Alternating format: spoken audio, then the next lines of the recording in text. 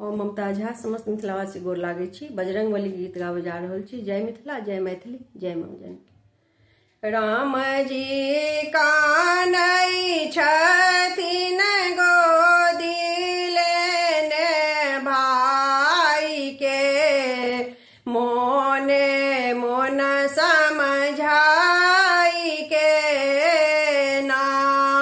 राम जी कानै छथिन गोदी लेने भाई के, मोने मोन समझाई के ना।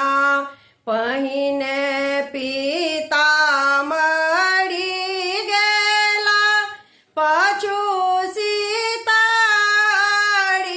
लेला। पहिने पिता मरि गेला, पाछू सीताड़ी लेला। लक्ष्मण के लागी गेला शक्ति बाना, लंका जाई के, मोने मोन समझाई के ना।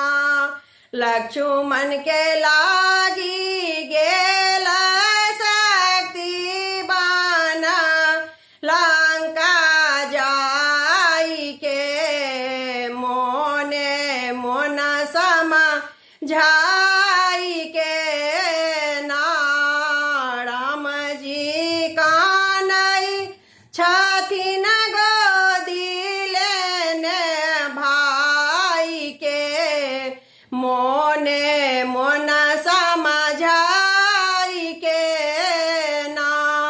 दौड़ू दौड़ू या हनुमान, लक्ष्मण तेजै छथि परान। दौड़ू दौड़ू या हनुमान, लक्ष्मण तेजै छथि परान। आब की करब लक्ष्मण बूटी लाई के, मोने मोन समझाई के ना। आब की करब संजीवन बूटी लाई के, मोने मोन समझाई के ना। राम जी कानै छथिन गोदी लेने भाई के, मोने मोन समझाई के ना।